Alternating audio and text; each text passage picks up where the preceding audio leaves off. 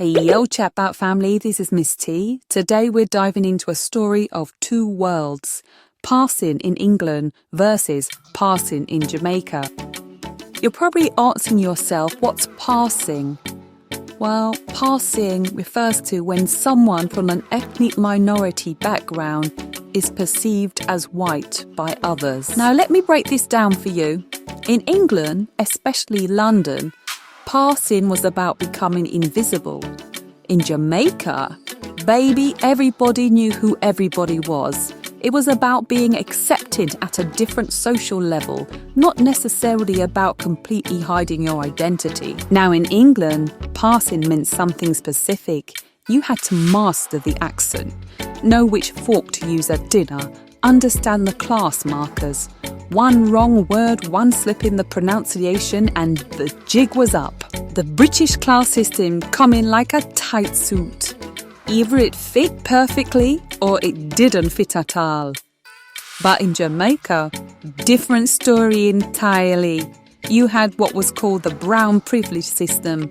People would say, I'm passing for brown, or she passed for clear. It wasn't about becoming English.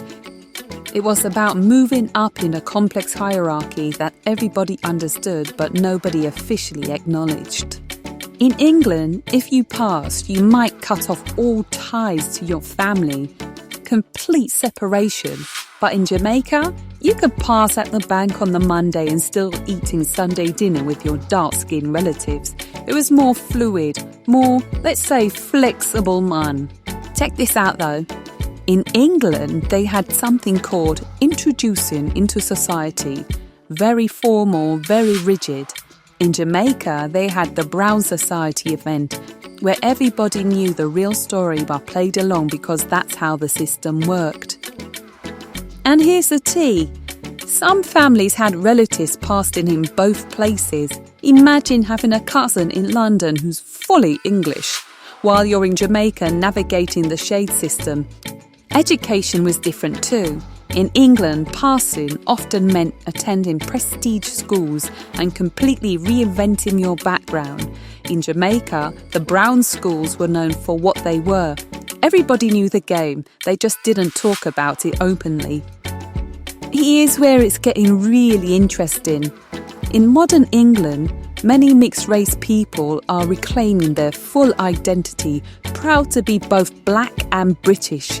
While in Jamaica, colorism is still a hot topic, but it's discussed more openly now. The language used then tells the story. In England, they might have said, passing for English. In Jamaica, they'll say, better life or moving up. Same goals, just different playbook. Whether in the streets of London or the hills of Jamaica, passing was about survival and opportunity. But the British stiff upper lip created one kind of passing, while Jamaicans out of many one people created another. The question for us today is, how do these different histories of passing still affect how we view race and class in these places? And what can we learn from comparing them? Drop your thoughts below. Have you experienced these differences? How does your family history connect to either of these places? Don't forget to like, share and subscribe, and I'll see you in the next video. Unawak good, or as my fellow Englishman would say, see you later, loves! Thanks for watching CHATBOUT. While you're enjoying our historical stories, remember there's so much more to explore.